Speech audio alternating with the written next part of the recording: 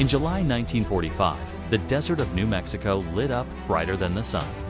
A fireball rose into the sky, and in that moment, humanity crossed a line it can never uncross.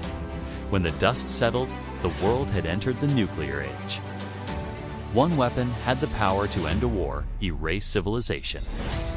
And today, only 9 countries on Earth possess that power. It began during World War II, when scientists warned President Roosevelt that Nazi Germany might be racing to build an atomic bomb. That fear launched the Manhattan Project, the most expensive and secretive scientific effort in history. Over 130,000 people worked in silence, led by physicist J. Robert Oppenheimer, inspired in part by warnings from Albert Einstein. On July 16, 1945, the Trinity test proved the theory terrifyingly real. Weeks later, Hiroshima and Nagasaki were destroyed, killing more than 200,000 people and forcing Japan to surrender. The United States became the world's first nuclear power, but that monopoly would not last. Across the ocean, the Soviet Union was already watching. Joseph Stalin knew that falling behind meant vulnerability. Through espionage, Soviet agents obtained classified information from the Manhattan Project. In 1949, the USSR detonated its first nuclear device, shocking Washington and igniting the Cold War. Soon, both sides were building hydrogen bombs far more powerful than anything used in Japan. The arms race had begun. Britain, once America's closest nuclear partner, feared dependence, determined to remain a global power. The United Kingdom tested its first weapon in 1952. France followed a different path. Under Charles de Gaulle, Paris rejected reliance on NATO protection and built its own independent deterrent, testing a bomb in the Algerian desert in 1960. For France, nuclear weapons meant sovereignty.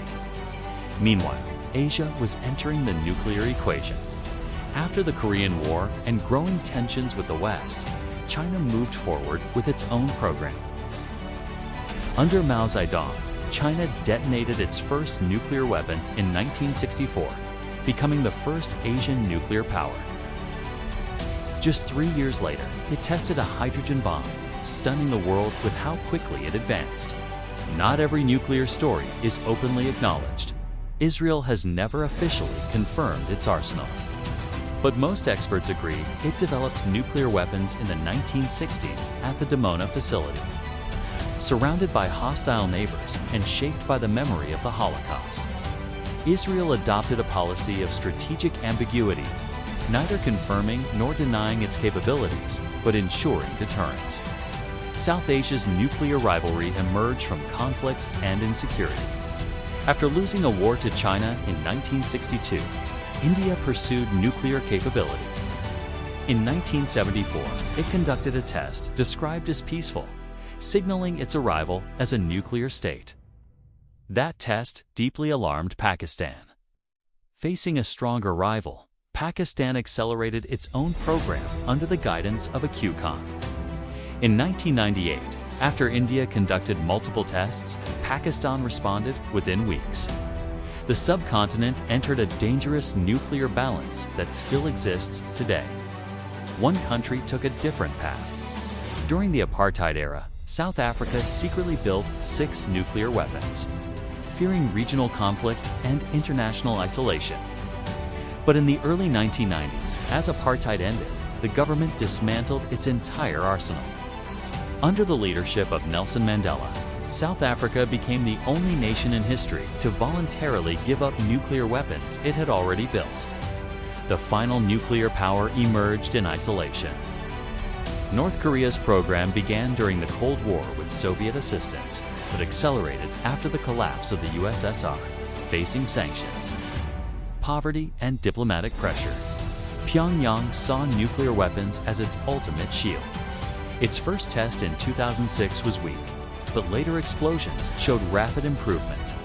By the late 2010s, North Korea claimed the ability to strike across continents, reshaping security in East Asia. Today, these 9 countries control roughly 13,000 nuclear warheads. None of them can be used without catastrophic consequences. The world relies on deterrence, the idea that fear prevents action.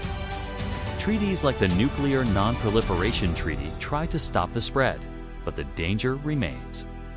Nuclear weapons have prevented some wars, enabled others, and continue to hang over humanity like a silent countdown. The nuclear age was born in secrecy, shaped by fear, and sustained by power. The question is no longer who has these weapons, but whether the world can live with them forever. Your support helps us continue to bring these important stories to light. Stay informed and stay engaged.